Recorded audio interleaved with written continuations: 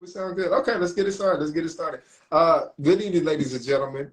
Welcome to another episode of Talking That Talk official podcast where we have comfortable and uncomfortable conversations. I am your host, Juice, aka No Ordinary Brother. All right, what's good, world? I go by the name of King Exodus. As always, welcome back to your favorite show. Make sure you comment, make sure you share the video, make sure you share the live. We appreciate your time. All right, you got it, man? Oh man. So we have some interesting things to talk about for this current event. We have a lot of things going on.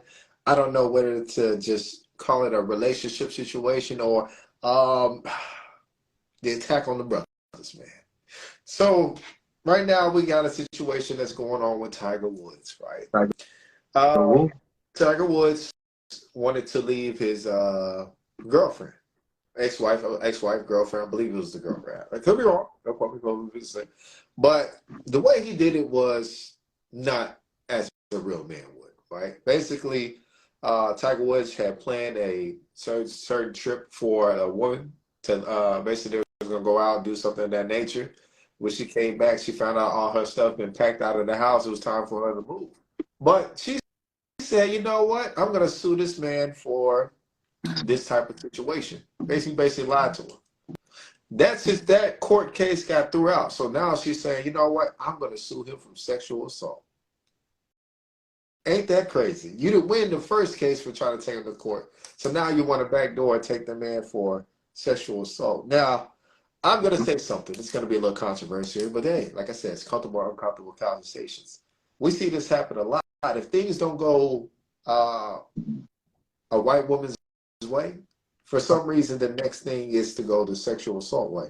So, should this be like a warning to brothers when it comes to dealing with women, white women, or like, how do you honestly feel about the situation? She couldn't win the first court case, so she backdoored with the sexual assault case. And remember, she was in a relationship with you the whole time. Um, man, but they say hell has no fury like a woman scorned. That's just, these are real life situations, and then we have even UFC fighter Israel. I don't know his last name. Hmm? African fighter, been with a girlfriend, white woman for quite some time. 5 years, okay. And now she wants to take half of everything he owned just because of the time that she put into the relationship without a marriage title. Um, I don't know. I hear a lot of people say, look, a black woman may put you on child support and you may never see your child again. It's like, but a white woman, she'll take everything. And you may be able to see your kid, but she's going to take everything. So, can't really just base it on race per se. It's just really just a sad situation. I think more so America is the problem. Like we create these situations and circumstances to where women can walk off with your shit. As simple as day, It's kind of like the opportunity is there. So 9 times out of 10, based on morality or the connection that woman have with you, 9 times out of 10, she either has the opportunity to take advantage of the system or act accordingly, respectfully, so to speak. So. Man, yeah. So that situation going on with the UFC fighter, that's actually a New Zealand case, right? I didn't know that. I was like, okay, New Zealand, okay. But like I said, the marriage laws, common law marriage, all that stuff, it's actually in effect around the world. I know they made leverage for the super soccer star. What is his Oh yeah, name? Man, it's just yeah, he put everything in his mom. no, not him. I'm talking Him? about the other one. He But plays. that was legendary. He says he's played soccer for the new team in quarter. One of the most predominantly soccer players. But anyway, basically, in their laws, a woman can't even stay with you unless she's married to you. But for him, because he's a superstar, they bent the rules. I was like, okay, it's interesting how some of these laws of living quarters are in effect in different, what I'm saying, parts of the country.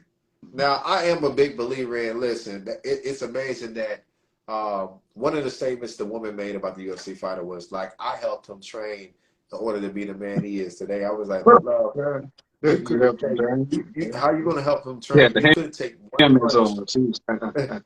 She talking about a You know, kick it. it's Yeah. like when you want to build up your case, you got to throw things out there and then look at it on a logical standpoint. That's not possible. You know what I'm saying? He would say, yeah, you got his mental right. Cool. I give you quarters for that. Mm. But say you have to train like you was out there throwing elbows and bowls and taking punches. Nah, we're not going to do that. Right? Mm. Man, I also want to talk about this. Mm-hmm. You have Wade and what's his wife name? I forgot. It just slipped my mind. Gabrielle. Gabrielle. Mm. Well, Gabrielle What's Wade. funny, we keep saying Gabrielle Wade, right? Yeah, they was like, but it's That's crazy that weird. everybody still That's refer weird. to a union. Right. I just want to respect the relationship. Gabrielle Wade. Yeah, Okay. Gabrielle Wade. She just went on an interview not too long ago saying like she goes 50-50, 100% with her man on Mm-hmm. everything. Mm-hmm. And then she turns around and said, yo, but you know, it's really hard to do it, you know, with all this on my shoulders, and we got to take care of this household, I got to take care of other households, and he got to take care of the household. You know, this type of stuff brings so much wear and tear on my body. I was like, that's interesting, right? The man can make six times more than her and can pay for everything, but she chooses the 50-50 role. So I'm kind of looking at it like, okay, are you choosing to pitch in because you want to bring something to the table or something of that nature? Because you still have people that undermine the relationship, try to say, well, she wears the pants. And I'm like, yo, this is more so in a bigger effect. I'm like, how are millionaires having these problems? It's bad enough that it's one of the most common things that, you know, the average individual might go through. Hey, they go 50-50 with their girl. But when you have millionaires, elites, it just makes me wonder, like, yo, is there really satisfying anybody or any woman at times? So I don't know if you got a little something you want to say right there. Okay.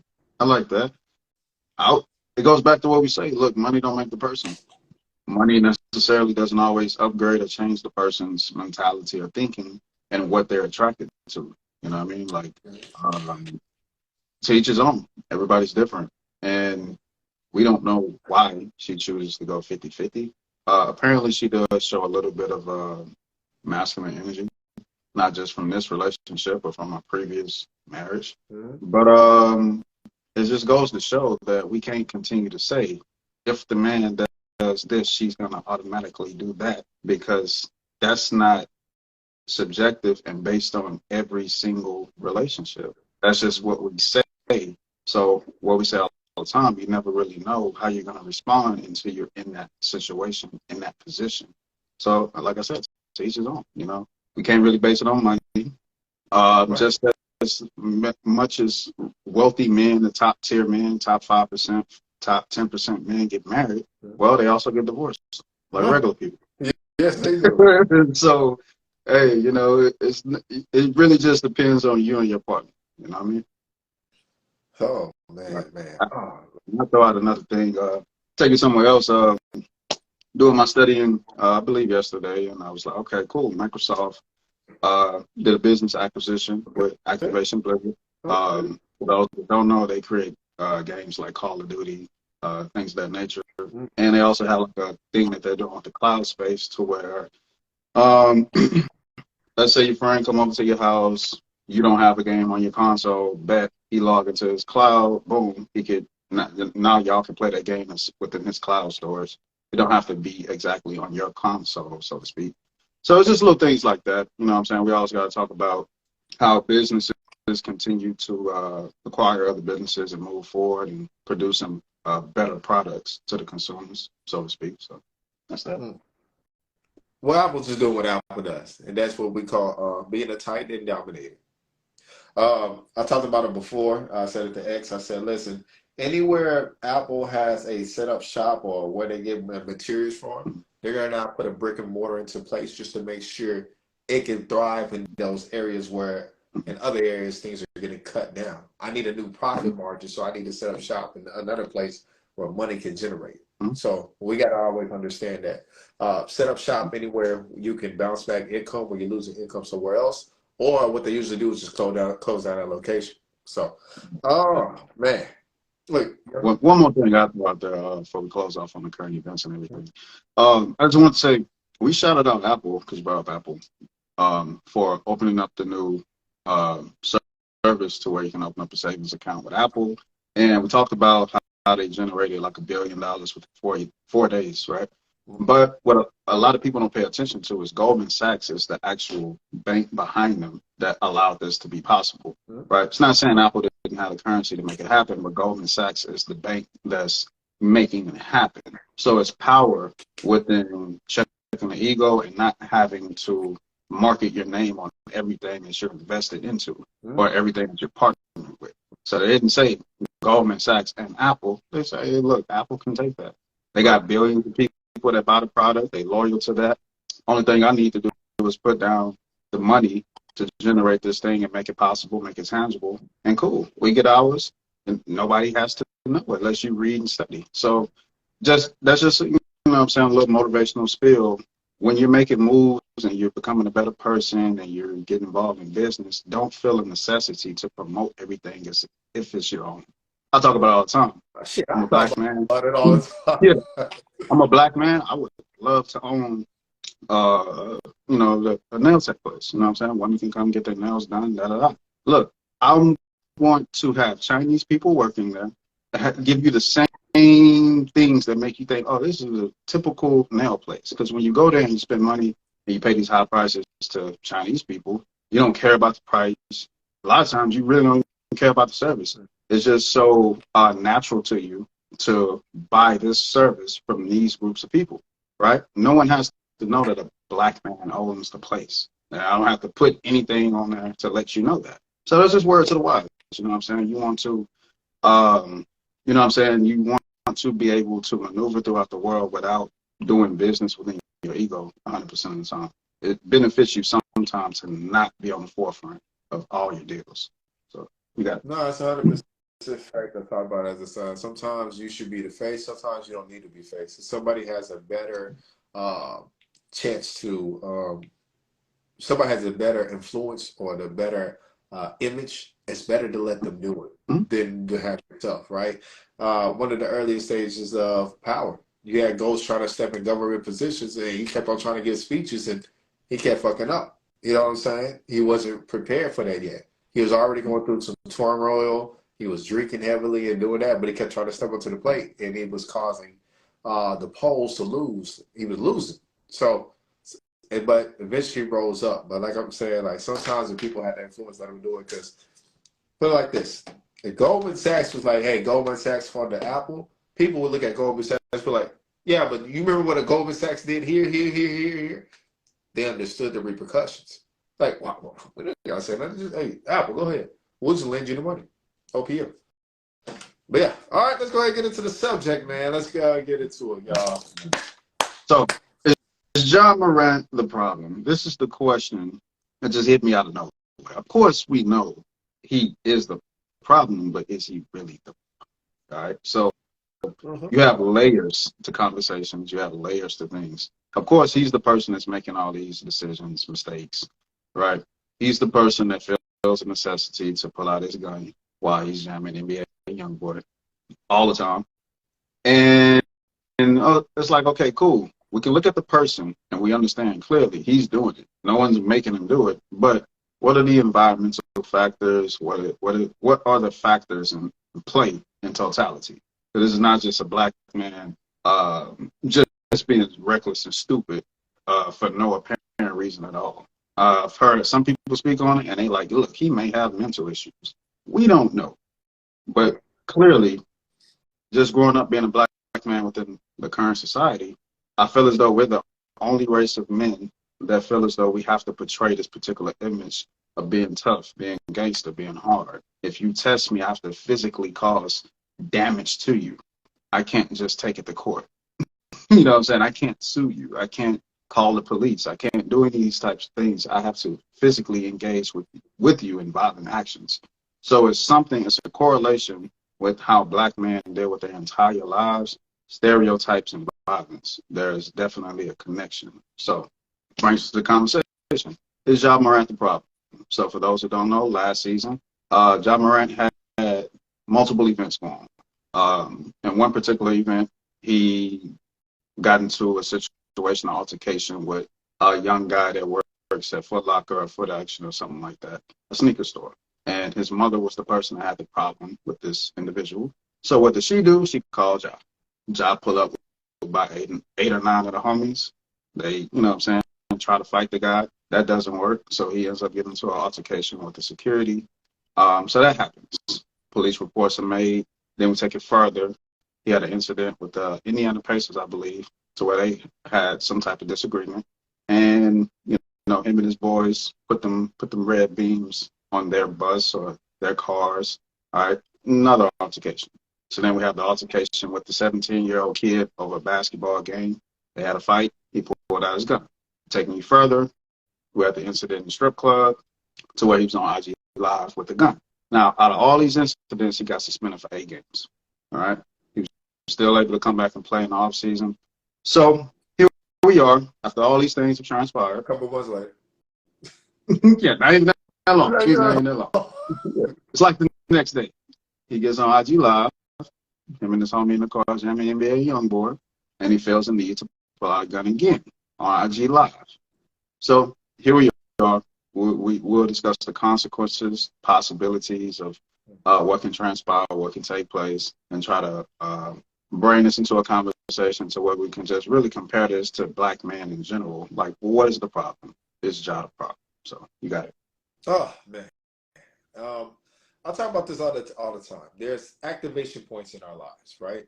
Mm-hmm. Your activation point can be an emotional thing, a logical thing, a rational thing, or an uncontrollable thing. Mm-hmm. Every time John has acted out, notice the people he's around. There's activation points. I always like, one of my favorite things Kendrick Lamar said in one of his songs. He was like, I'm only active when I'm with the homies. Meaning he's only going to do things that cause chaos when he's around certain people, right? And there's always people who could be around people that cause chaos, but still bring them some type of inner peace or understanding. We see them boys in the hood. Yeah, one of the brothers is always talking about the Africa, like, you got to get this. You know, like, man, bro, we ain't trying to hear that. But at the same time, it was that one individual that could still get people to think outside the box. So like, maybe he's right, even if they would play with him. Let's get into a point where a lot of things we always talk about how music has activation points. If you ever pay attention, his activation points be with music around. It's always certain music makes you act a certain way, right? I know if I'm here, if I hear some sweet songs, I'm in a sweet mood. You know what I'm saying? Okay. I don't think I'm being, you know, hearing a how do you say, a mosh pit song, and I'm thinking about, yeah, I'm gonna make love to a woman. No, it's a mosh pit. It's fuck this up, break this, kick this ass. You know what I'm saying? For all my headbangers out there, y'all know what I'm talking about. But it's also at a point where, you know what I'm saying, me and X know people, the minute, like, let's say we got a camera, right? Every time you put a camera on somebody, they be like, yo, what's up, what's good? You know what I'm saying? And then it's times when you put a camera on somebody, first thing they start doing is they fingers get to twisting up. You know what I'm saying? It's like it's like the minute they know a camera on them, I can act a certain way. Like I said, some people act cool, some people throw up gang signs, some people pull out guns. It's just things that they feel like once the attention is on them, they're gonna act a certain way. You know what I'm saying? Every time I'm listening to YG, my hand get raised, I'm like, chill, man. Like, let's just join. Let's go work out or something. You know, I know, hey, let's go work out. But I always pay attention to what's connecting people's behavior, right? So I was reading the thing with Dr. Umar. Dr. Umar said, like, basically he got friends around him that's not in it for him. And I was just like, I don't believe that. I just believe when that situation happened, they was, you know, you can see him listening, turn on, you know, like, bro, like, oh shit, hey, bro, I didn't think he was gonna do that, because he looks shocked. Remember, he looked shocked when he did it as well. But at the same time, how you move when a camera's on, you really set your character, or who you want to be, who you portray, or who you trying to become. Right. So even with the image I got going on, X is creating, like, we always understood, do not put everything online. I never understood it. Maybe somebody will tell me one day what's the point of doing it, but these are the things that come and bite you in the ass. This is how you lose endorsements. You lose reputation, I had to reinvent my Instagram at least 2 or 3 times. Just Mm-hmm. because I learned my image at those times was actually blocking me from interacting with other people. So I Mm-hmm. was like, shit, okay, I can do it. Just don't put it on the internet. Okay. Just tapping into what you were saying. Trigger points, you know what I mean? Like environmental factors, specifically in this case, we're talking about music. So growing up, we heard plenty of people say, look, I didn't have a father, so the music raised me. You know, Tupac, Scarface, uh, these artists raised me, so to speak. So we have to look at the messages, right? They changed over periods of time. In the 90s, yeah, you had gangster rap, but you had, I'm not going to say, you had like the quote unquote conscious rap, but you also had a perfect combination to where, even like Tupac said, if I talk about killing and all these things, I'm going to talk about going to jail. You know what I'm saying? I'm going to give you both sides of the story in totality. So you don't just hear one side of it. What happens now is we don't have too many artists that tell both sides of the story. We have artists that just make this shit seem like this is it. This shit is fun. This is a lifestyle. Shooting, you know what I mean, all this shit, but you don't hear the other side.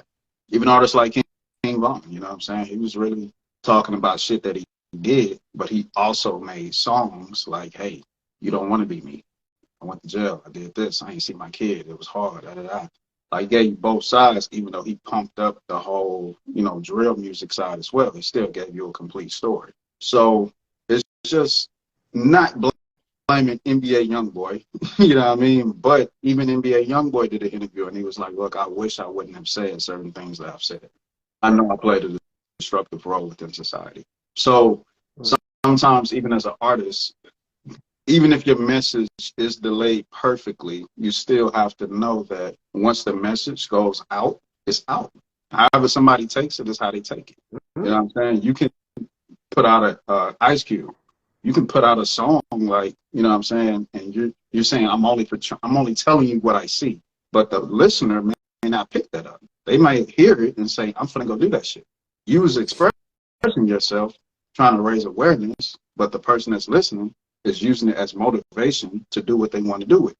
So I just want to throw that out there as artists, as content creators, family members, employees, entrepreneurs, people that belong to races, families, whatever.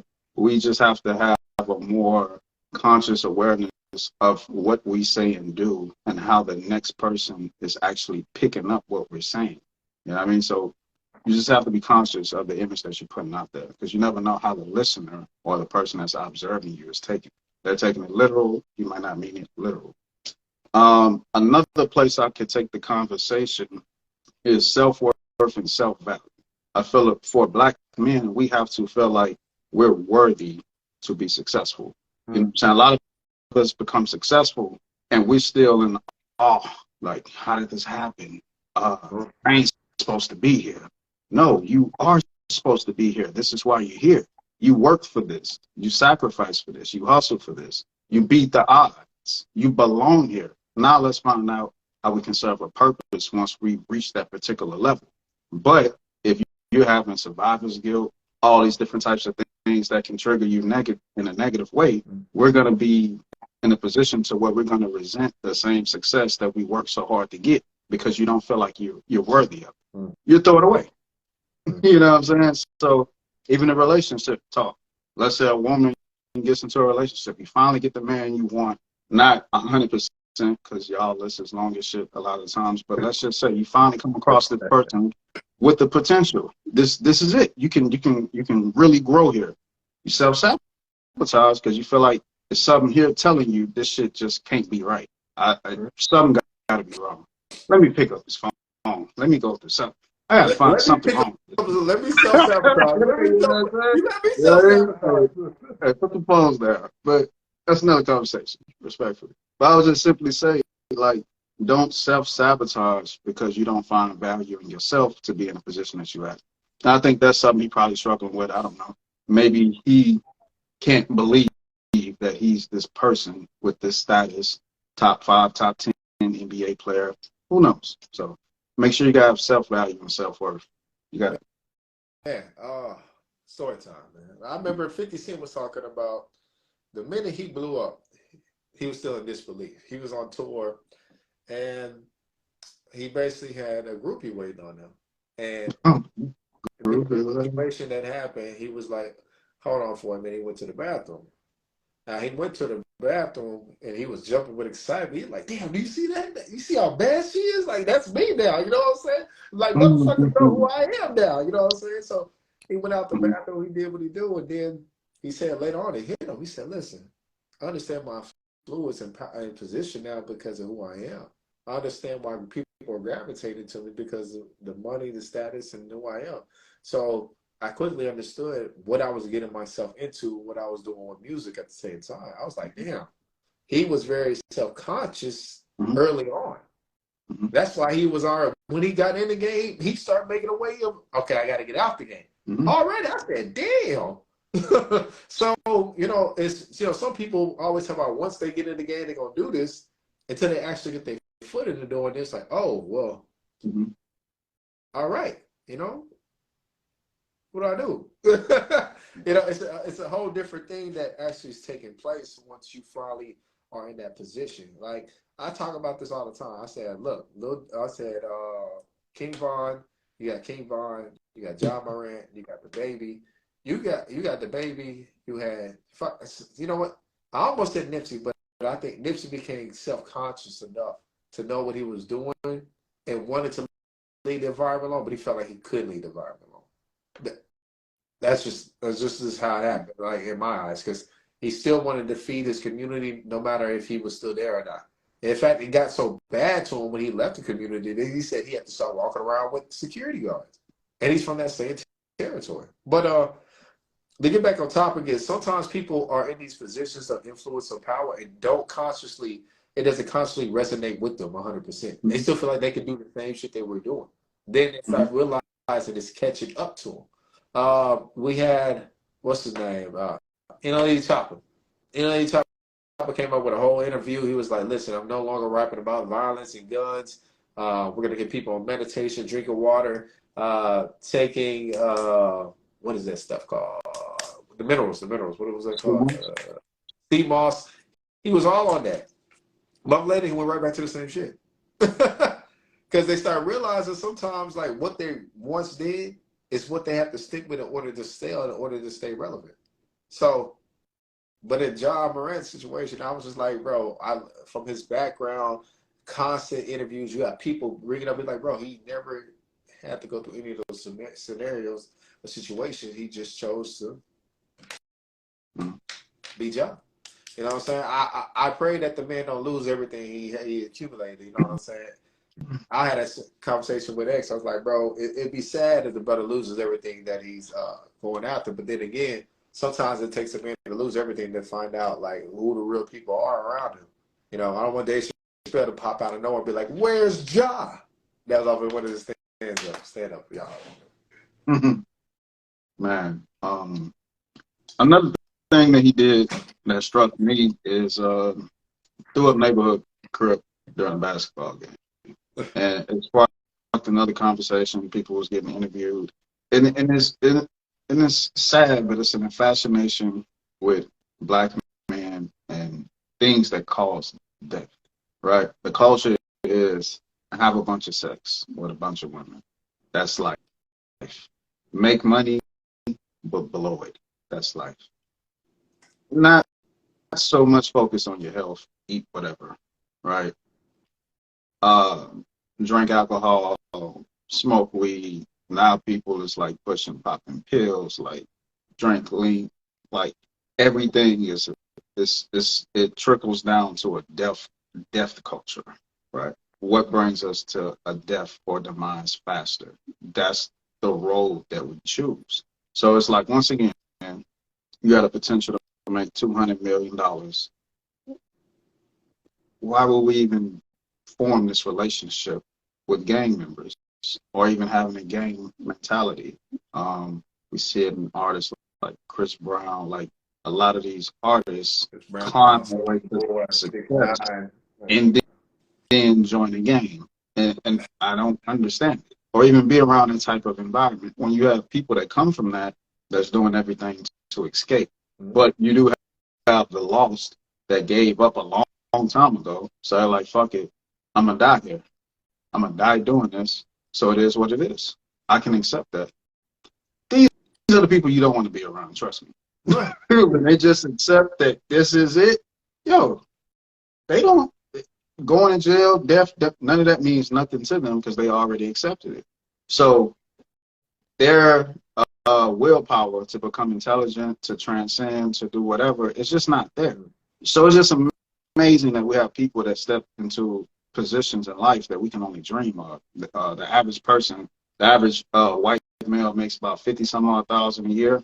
Look, you have artists and entertainers that can make that in a night, a week, a month. But I'm gonna go put this shit on the line to be a real nigga for the night. Like, how does this happen? Like, it don't make sense. You know what I'm saying? So, and it's not saying that rich people with a lot to lose don't do crime and don't do chaotic shit. It's just that some people just do it in a better way. I don't want to have that conversation right now, but some people make sure that, hey, I'm gonna do this shit around other people that have what I have to lose. We can do the wrong shit together. We can put contracts into play. There's so many levels to how rich people can do dirt. But us, we feel like we have to portray these type of images to show that we're still real. That shouldn't be our standard of what being real is. For us, being real should be, look, I have an opportunity of a lifetime. Let me take advantage of it. Let me open up my trust accounts. Let me open up all these different things. Let me make sure that I'm here to live. If it takes the average person 20 years to build wealth on average, and we can get it within a couple of months, a couple of years, less than 20 years, okay, let's say 5, yo, the responsibility should be even that much higher to the positivity, not the negativity. Because we have to keep this. This is a once-in-a-lifetime opportunity. So I just had to throw that in the mix. We have to change the standard for black men of what being real is, what being a legit person is. It has to be somebody to take care of their family, put the people around them in better positions, and take care of themselves as well to make sure we don't, the cash cow can't go out. The person that's making the money cannot go out. And if you do go out prematurely, let's set up how we exit. Let's live right, let's die right. You know what I'm saying? Let's stop. You can't live right and die wrong. So we have to make sure we do both right. So that goes into paperwork, having things set into play. We always talk about generational wealth, but there is none of that if I go out here and I be reckless and I give it all back to the system that put me at odds to even get the wealth in the first place. So you got it. Oh, man. Brilliant story right there. Brilliant story right there. Oh man, let's can we talk about the power of mentorship? I feel like brothers act out when they ain't been around solid men in their life, right? And y'all gotta remember sports and a lot of things is driven around youth culture, right? What's trending? See what the young people doing. What's hot? See what the young people do. It's never see what the old people do. It's see what the young people are doing. That's literally how trends get created and how things get marketed for the next generation, right? That tell you now, nobody's looking at old people like, let's do what the old people do. You know what I'm saying? I talked about before, Robert Kiyosaki, he says when he goes and dresses in public, he keeps a stylist that keeps him young or informed on what's the trends and what's going on. He has people in place. So you got to be conscious where you are in your life and the type of influence you have. When we podcast, there's times I don't know who we reaching. I'll randomly get a text. X get a text. I get an email. Yeah, man, you made me want to do this. I literally just got a message the other day in my inbox was like, hey, listen, I'm ready to get a suit, man. Let's get started next month. Fuck. I think I was going to influence people to get suits. I was just like, that was just something for me. I was like, listen, I'm going to put on one suit a month because I already know I already wanted to get to that level of putting on suits. I always like how they look, and I like the feeling when I always wear them. I just was like, fuck it, I'm gonna just go ahead and just make it a thing. Mhm. I really got people that's already doing it. So now they're just like, hey, let's link up, let's do it together. Like, hey, let's do a collab. Like, you can make it look like you dressing me, and I was like, what the, they throwing me ideas. So you never know who you impacting when you're around or just being yourself. That's why a lot of people hold a lot of weight to Ja Morant because, like I said, he's 23. He has all this influence. He has all this power. People don't even understand the way sports is. Sports looks at hip hop, right? At one point in time, hip hop was looking at sports. It just kind of like, all right, how do we bring both into streetwear? That's how Mhm. Jordan came into the game and really fucked it up. He brought sports, hip hop, and a streetwear into the thing, and that's how it took off. Whatever people were doing on a sports level, um, what I'm saying, culturally, then hip hop would follow, then hip hop would do this. And like I said, man, if y'all pay attention, things are just falling back and bouncing back from each other, back and forth. That's always going to be into play. As you move forward, like I said, you got to protect your image. You got to be careful. I tell certain people, like, listen, if you do certain activities, I'm letting you know now, you might want to be precautious on who you bring around with you in the real world. I always talk about, listen, one thing about me, I've always been adaptive. I was always consciously aware of what I do in one world, I can't do in the next world. And who's around me in one world, I don't want to bring them around me into another world. You know what I'm Mhm. saying? Because one, I can basically bring up front into the public, and one, I knew consciously don't bring that shit around people. Right? In fact, it got to a point where one of my family members told me, they was like, the craziest thing about you and your brother is everybody knew about your brother, but nobody seen the shit you was doing. I was like, yeah, I was like, why would I do it like that? You know what I'm saying? You just got to understand uh, the image you have and the power and how it affect anybody. And once you understand that, you can grab life by whatever it means. Facts, facts. Okay. One thing you spoke about was impact, and a lot of people don't realize. Look, whether cameras are on you, whether you have the fan base, the support you think you should get, you want to see, you always are making an impact on somebody. Somebody's watching you. Somebody's paying attention. Younger children, your family, your kids, people around you, your aura that you carry around on a day-to-day basis has impact on others, and it impacts the universe, whether you know it or not. You know what I'm saying? Like you was just saying, look, you was wearing suits for you personally. That was a personal thing. Now you're like in a position of leadership, so to speak, based on that image being portrayed to somebody else. So it's like when you battle your own demons, or when you decide to transcend within self, it's going to be somebody that's going to see that conflict within themselves, and they're going to see what you're doing, and you're going to be in a position now to lead them, whether you know it or not. And it's not saying that you can even know it directly and move accordingly, but somebody's watching you because they see, hey, look, I'm in, I'm influenced now. Let me do the same thing. So once I heal and I work on myself, I do my work, I do my shadow work, whatever, somebody else is going to see that change happening in me. And then they're going to get curious, and then they're going to do the same thing. So just as much as we can do it in a positive, we can do it in a negative. If I get tatted up, if I start talking crazy and doing all kind of wild shit, somebody's going to see that and going to say, look, I can do that wild shit too. I probably can do it better. You know what I'm saying? Let me match that energy. So it's always going to be people that's watching what you're doing. Another point that I wanted to bring up is I see music and entertainment, and I feel like for black men to be gangsters, thugs, real niggas, I feel like it's an equivalent for black women to be attractive, sexy, not wear a lot of clothes if they're in entertainment as well. It's like sex has to sell with them. The talent ain't enough in a lot of cases. You know what I'm saying? We see artists who came out in full suits and was talking this one type of style of music, women. I'm talking about women artists, and then now they popping pussies just like the rest of the females. And it's like they feel like they have to do that now because there's too much attention going that way. So they're trying to redirect some of the attention back to themselves. So as a nation, as a culture, we have to make talent the standard. Sometimes being intellectual as the standard. And if we try to infiltrate sex and this bad boy or bad girl image to everything in order for it to be marketable, we're going to lose ourselves dramatically.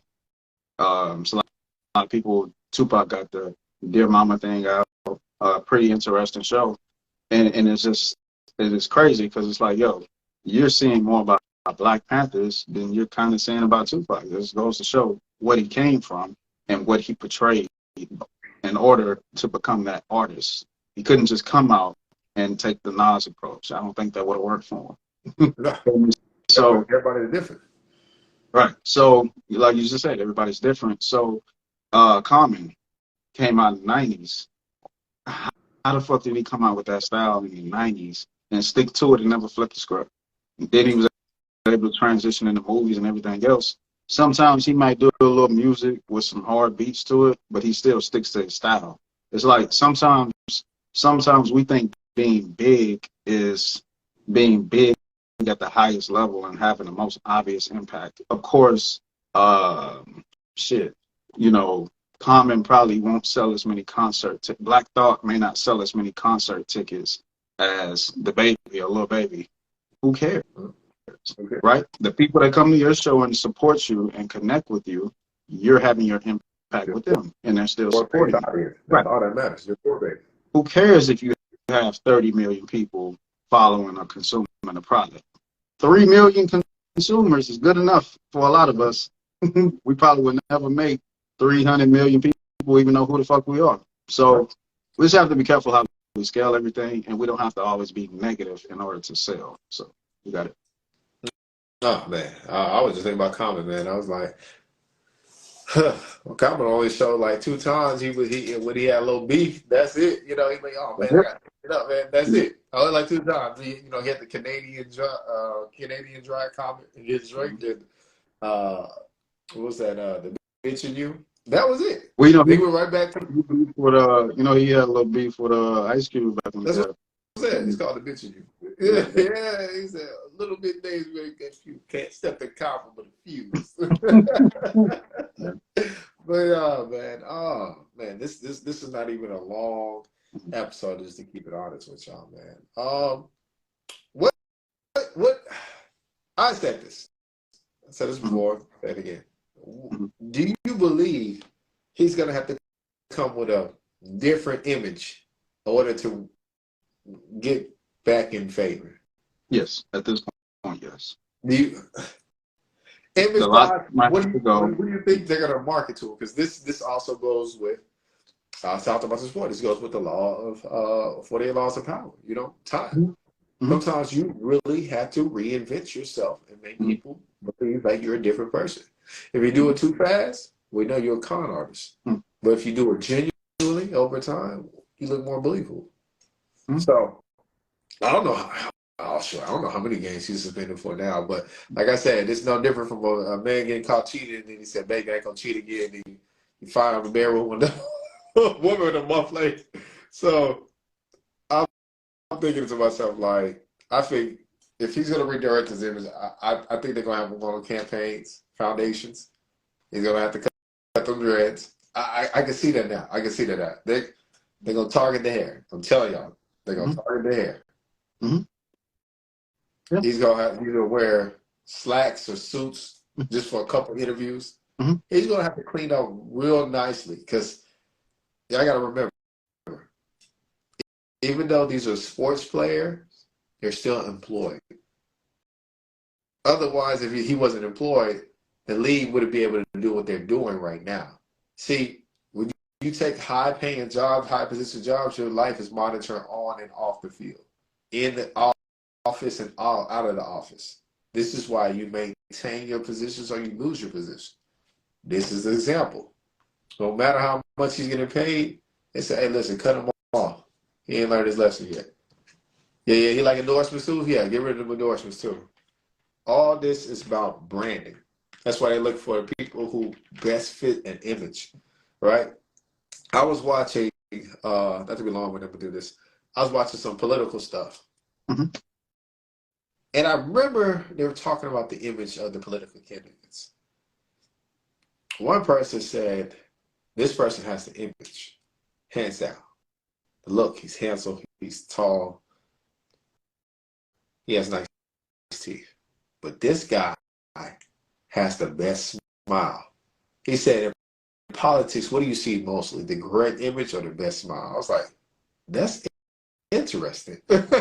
So they went to the scientific data. They were like the smile, the representation of how much you should smile, like at certain angles if it's from the side. I was like, wow, I didn't even know all this was a thing, but it made me look at like, wow, image is really powerful for some people. That's how they look for their next candidates, like based on your smile, the way you talk. Hey, y'all just don't understand it. That's why they say marketing and advertisement is 24/7. Everything you do sells. I be looking at Power. Every time I watch Power, I'm like, bro, who the fuck be dressing these niggas? Do you see that? You know what I'm saying? Everything is power with image and the right character for it. Mm-hmm. That guy goes has some nice ass suits too. Yeah, and I'm not an Obama fan, but when you was talking, that's what I thought about. I'm like, look, a lot of people say, bro, look, he had the best charisma. No, nobody that's charisma, delivery, credentials, the smile, the everything. Even racist white people even felt like, okay, this is still our guy. Like, yeah, like, because they were just like, man, I can't pass him up. I can't pass him up. Yeah. So like, I let them be like, man, I hate how much I like this guy. Well, like, you gotta admit some shit that you don't want to admit that you like. You're like, you take that with you till you close your eyes. Feel me? Hey, he the homeless guy that asks for $1 every time you see you. Like, man, fuck this guy. He need a good job, but here you go. Yeah. Yo, all that is real, bro. It's crazy. Right. So it's just funny how every black person praises him like he's like Black Jesus, but if you look at what he did to get there, not just the credentials, but the total package, that should be what we're praising him for. Right. Not just because he was a black president and he seemed cool and intelligent. Let's get to his level. You might not be the black president, next one, but let's be the next black something in whatever you're doing. Let's take that same energy and let's multiply the frequency. Let's tap in. All right.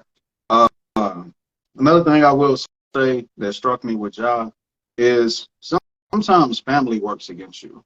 In certain altercations that he had, his mother called him to put in work. Like, you have a man, you can walk away, but to put your $1 million son in a situation to where he could lose something because you feel disrespected is complete foolish. It's foolish for women to say, Will slapped the shit out of Chris, and that was justified because he talked about his wife. Well, that is a millionaire man that put himself in a position to lose things. That's never okay. Especially not over respect. Because if Will could slap Chris over respect, you can't then turn on the news and when you see the next shooting, they killed each other over colors. They killed each other over a female. They killed somebody, robbed somebody. That's so stupid. Look, in this world, this is what respect is. You can't justify it in every world. So let's just take it off the table. Sometimes we have to act accordingly based on things that actually matter, right? So family and friends that surround us, if they see value in you, they'll keep you away from the bullshit. They won't pull you into it. They won't promote negative actions. They won't promote you to leave your relationship. They won't promote you to like leave your job and you ain't got everything planned out correctly to the, you know what I'm saying, to the utmost. They won't push you to do chaotic things in chaotic times. They will always be the voice of reason in your ear, the peace. You know what I'm saying? They will be the people that tell you to calm down. If you tell them a story, look, let me tell you this. This motherfucker said this. I said this. A real friend would be like, hey, but look, I can see what both of y'all was wrong. I can see this. I can see that. I don't want to hear that shit. You're supposed to pick a side. Like sometimes sometimes we'll shit on the positive people in our lives and push them away because they not being negative with us and our negativity. So family and friends is very important. Deal with people that pushes you to always be a better version of yourself. Those are the people that you want around you. All right. I guess another point I can throw in is rappers in our community should never really be leaders. And that's a problem we have within the Black community. A leader should never be on the same pedestal with a pastor. A rapper should never be on a pedestal with a pastor, my bad. A rapper should never be on the same pedestal with your parent. Like, you have teachers and leaders, and then you have entertainers. Entertainers have to step onto a different plateau, a train of thought. They have to exhibit certain actions in order to become leaders. Money and influence don't make you a leader, right? So we have to pick our leaders appropriately. So once again, we have to check this whole notion. People was mad at Floyd because they say he didn't get back to the community. Well, he was an entertainer. I mean, like, how important is it for entertainers to get back financially? Not really, right? Not really. Instead, your pastors, your parents, your family, your local organizations, those are the people that should be giving back to you. The people that you vote for in politics, those should be the people that give back to you financially, not somebody that you pay money to go see stand in the ring or dribble a ball or throw a football. We put the wrong pressure on the wrong people. So let's just imagine if every Black person in America damn near votes Democrat, because that's the party that we're sworn allegiance to by blood, and they're the only ones that's morally correct by God, right? Democrats. And all Republicans are evil. Why don't we put that pressure on the Democratic Party, right? But let's cut off the rapper, because the rapper isn't being a leader and he's not being positive. It don't make sense. It don't make sense. So, Sure, but I got a comment right there. You know, they went after Young Thug's neck a couple years ago. He was like, "Do you believe artists should have a word into the political or civil rights justice thing?" He said no. And I was like, cool. The whole world had a flip out. They always played Tupac's, one of his interviews in jail when he was like, how can they say they love us or do so? I forgot exactly what he said, but they always play a clip after Tupac. But Doug understood the power. He said, no, bro, like, we're entertainers. Like, we shouldn't have no type of power and so and stuff. But everybody looks at it like, well, you still speak for us. You're from our background and this and that. I was like, listen, some people understand not to go the political route because what that comes with.